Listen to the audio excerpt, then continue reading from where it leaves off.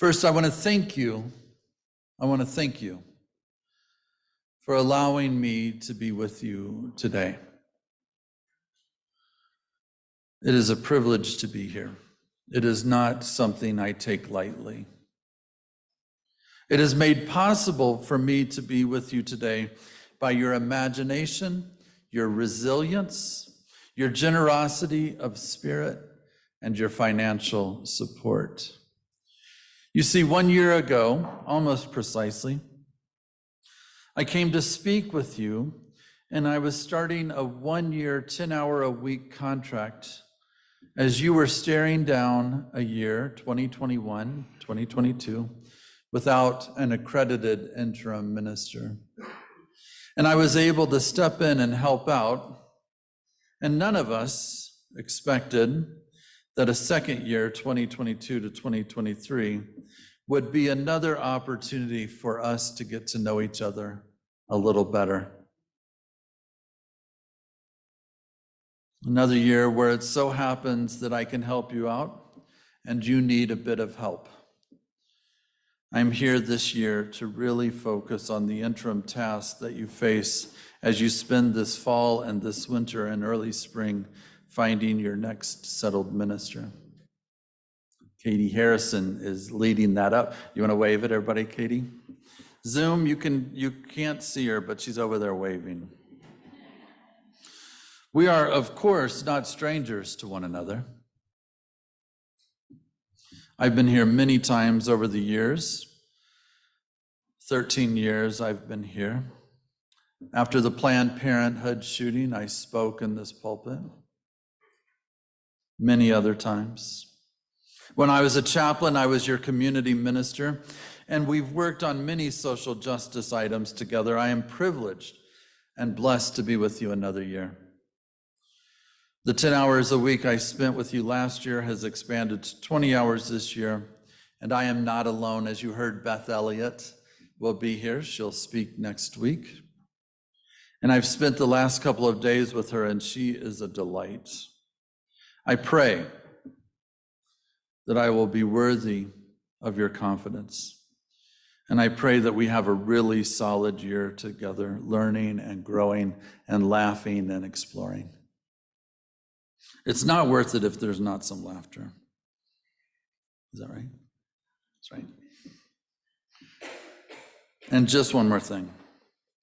It was precisely 20 years ago in August of 2002 that I had finished up my seminary experience as a UU with a bunch of other UUs at Wesley in Washington, D.C. And it was in August of 2002 that I started at the Unitarian Church of Davenport, Iowa, where I spent 7 years as their minister, senior minister. 20 years ordained as a Unitarian Universalist. So much has happened in that time, and here we are.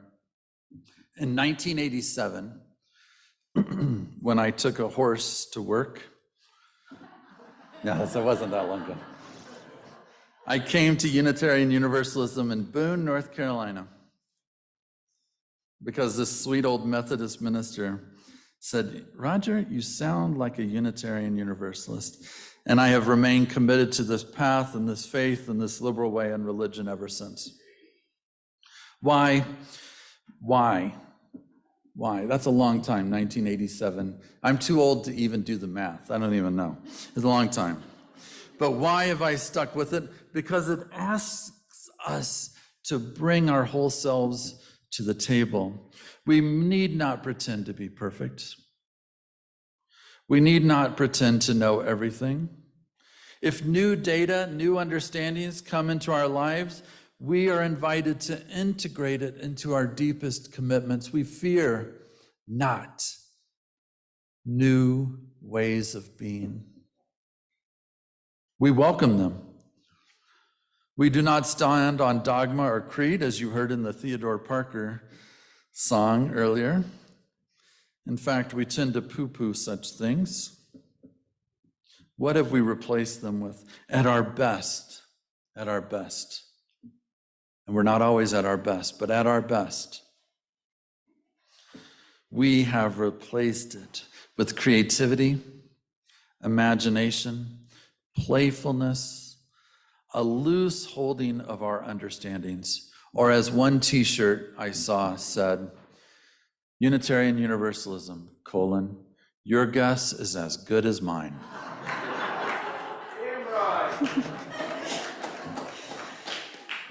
And I say what Theodore Parker said 200 years ago.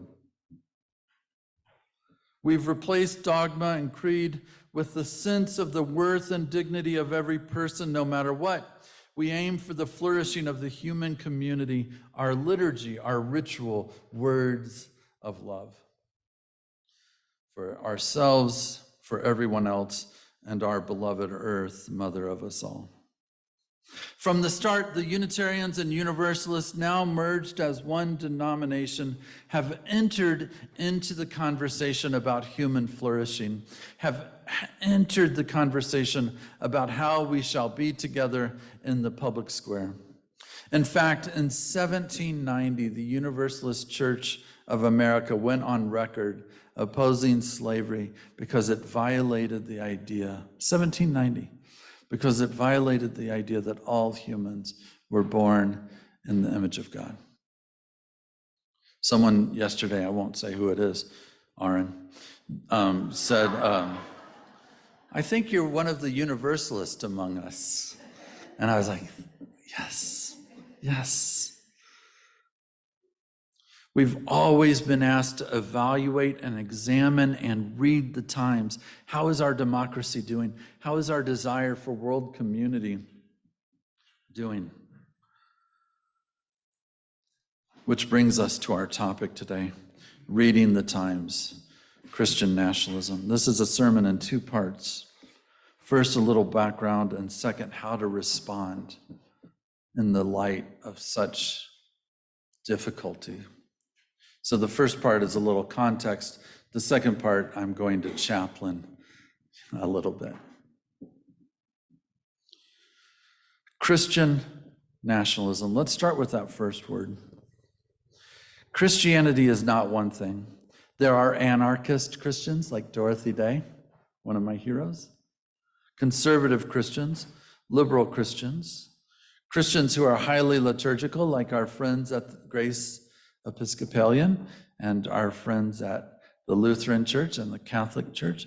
There are monks who do nothing but pray and work and make jelly, to sell, support the community. There are social justice warriors. There are Black Baptists, Pentecostals, intellectuals, anti-intellectuals. There are even UU Christians, like me, as I've been for a couple of decades. But as I think about all the variety and all the harm and all the wars and all the self-righteousness among liberals and conservatives, the sheer divisiveness, I suspect Jesus would look upon all of this and say, what in the world? Leave me out of it, right? Leave me out of it. I was just a radical rabbi trying to expand the sense of who was a neighbor and who was a brother and who was a sister and who was a sibling among my people. That radical Jesus who delivered the Sermon on the Mount blessed people, who said, blessed are the peacemaker, blessed are the meek. He would not recognize the militant Jesus at the heart of Christianity, of Christian nationalism. So prevalent among the radical religious right. There is a sense on the radical Christian nationalist right of a Jesus who says, I'm coming to get you. Right? I'm coming to get you. I'm coming to make sure you think right and act right and speak right and so on and so forth. And here's a list of the ways you can screw up and be excluded forever from the kingdom of heaven. Hogwash. Hogwash. If Jesus were to come back, he'd say, I'm coming to feed you. Have a little bread, have a little wine, have a little olive oil. Let's sit at the welcome table. Tell me your story. Tell me recently where you found some good news. Tell me where you found some hope. Now, a lot of us in the room are post-Christian. giving no thought to Christianity at all. And the only reason I'm mentioning it in this forum is that a warped and dysfunctional Christianity has morphed into a Christianity on the radical right that is our threat to our democratic way of life. And we must read the times and be very, very attentive to that which is a threat to our brothers and sisters and siblings who are transgender, who are gay and lesbian, who are outside of Christian normative experience. Now to the second word. Nationalism is a warped sense that if I was born into this nation with these borders, that I'm superior somehow to someone born in a different set of borders. Borders are strange things, constructs that can help us organize things like driver's license and appreciate things like, say, American football, right? Which I like. I mean, Canadian football does not do it for me, right? And football in Brazil is a completely thing altogether. It's so confusing. These are innocuous things, but when borders are used to gin up a false sense of superior, like, say, the National Socialist in Germany, or among the American folks who say, love it or leave it, we have a problem. But when you combine the first word and the second word, that's when you have real trouble. That's when you get into real trouble. It is a toxic mess of a cocktail. Some foreshadowing of this in the 40s and 50s, some foreshadowing of this in the 70s and 80s. But we've exploded in the last year around this Christian nationalist idea. The cocktail looks like this: a masculinity that is in charge, a desire to control women's lives and bodies, which we saw in the overturning of Roe, a sense that the US military is ordained by God and can do no wrong, a longing for a strong man leader that is embedded in Christian nationalism, white supremacy, an exclusion of those who are not Christian from the public square, and a flirting with tyranny and autocratic leadership. The image that comes to mind around Christian nationalism comes from January 6th, that big, huge mob. Remember the shaman with the horns? You know? Part of a large mob that took over the Capitol, encouraged by Donald Trump. That shaman at the front of the US Senate, a place that I worked, this is personal for me. I worked at 716 Hart Senate Office Building in the 90s for a person who loved this country. I love this country. I worked in the Senate. And to see that shaman in front of the US Senate as part of a hostile takeover, praying in the name of Jesus, with all the insurrectionists' head bowed, as if this was something ordained by God, it put chills down my spine. It was personal because I love Jesus, and personal, and that's my boy, you know, that's my dude, that's my squeeze. And I don't care if, you know, you have your own squeeze. Jesus is my dude. You have your own.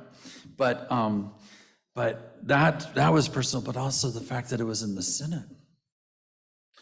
Christian nationalism is the idea, and some in Congress are now proudly wearing this label, that the U.S. was founded as a Christian nation by Christians for Christians, and we have to return to that status. Hogwash. I can bring from my office the Jefferson Bible where he cut up the parts he didn't like. Today he might be stabbed in public for such a stance by some religious fanatic. We as Unitarian Universalists have a different story to tell, one that celebrates diversity of thought, diversity of all of those characteristics that Joe mentioned earlier, freedom of expression, rational thought that says our differences make us stronger, and that our democratic way of life with the separation of church and state is the proper way to go. I believe strongly that Christian nationalism is driven by deep fear and anxiety. Now we get to the chaplain-y part. If fear and anxiety are in the equation, my chaplain side is going to come out. They aren't the only ones feeling fearful and angry. They aren't the only ones feeling at risk of losing something precious. We have that in common. We have that in common. We have to come to grips with our commonality, our common connection. Above all, we have to see in them something of us, and maybe from there we can start to build a bridge or two. For our own sake, we must come to grips with those emotions in our own spirit. If we act out of fear, if we act out of hatred, if we act out of anxiety, if we wish to destroy the other, we're no different than they are. We are called. By the way, Ed Ben was at a funeral I did the other day in Parker, where I also serve at church, and his best friend died. One of his best friends died, Tom Nicholson. I was doing the service, and Ed, who I just think of as the guy who organizes the men's group, came up and gave a sermon that knocked the doors down. I have you in my heart, Ed. If we tamp down our rage and our fear and our grief, we will either stay in our heads, and this will all be an abstraction, or we'll be acting from a place of fear and rage instead of love and vision. This question of vision is important. Where does it come from? In our own spirit, in our own lives. We are invited to understand ourselves in this moment, to understand our fear and face our emotions, and then to put together the why. Why am I feeling this way? And out of that why, we learned this in a board retreat yesterday, out of that why, we can begin to imagine a path forward.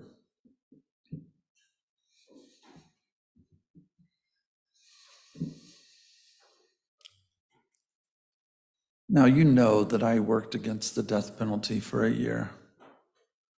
You know that I was paid to organize rabbis and Lutherans and Catholics and Protestants and Unitarians to take a stand against the death penalty. And there is rage in me that the state puts people to death who are innocent. And there is rage in me that those innocent ones are usually poor and can't speak the language and don't have access to good counsel, like every one of us in this hall would. Why, though, is the death penalty such a strong factor in my life? I testified against it last year when we finally abolished it. I organized against it 8 years ago or whenever it was.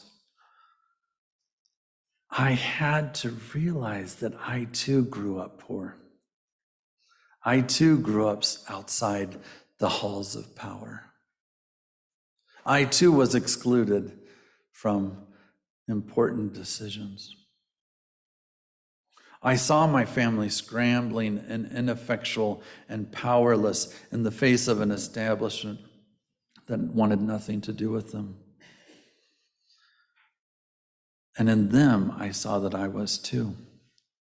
And then I became aware of my rage, my grief, my fear, my sadness. And only then, in the face of injustice, did I understand why it hurt so much.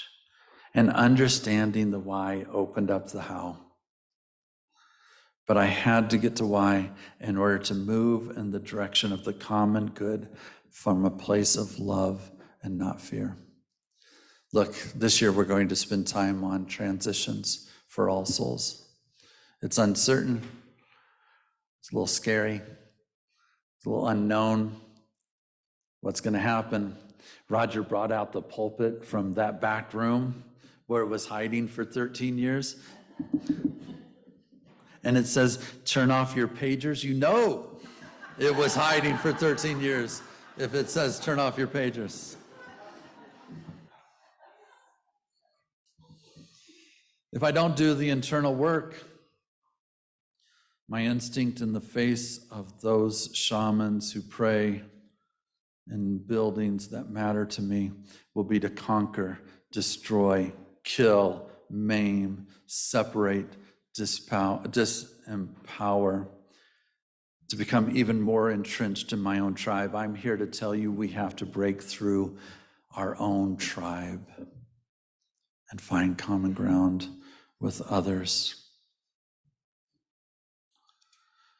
Our idea of activism has come down over and over again to an act of protest. And protest is really important. But beginning with the Tea Party, and probably even before that, we've had a decade of continuous protest in both red America and blue America, proof of a breakdown in institutional politics. We need a new form of activism that doesn't separate us into like-minded factions, but brings America together across tribal lines.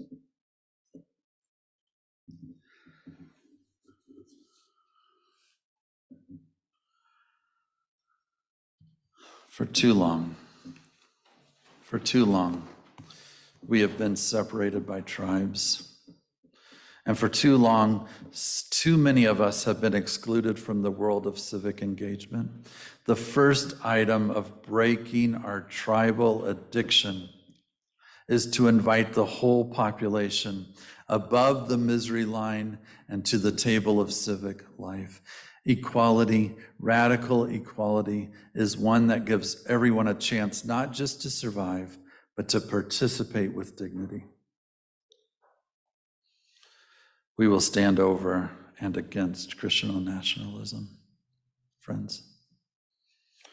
Not with fear and loathing, not with hatred, not with a desire to win at all cost or to destroy our neighbors, but to envision a new world, a world come of age, and out of the rubble of the last few years to build a United States that works for all. Universalists call people to the table over and over again. Let's be the call. Amen.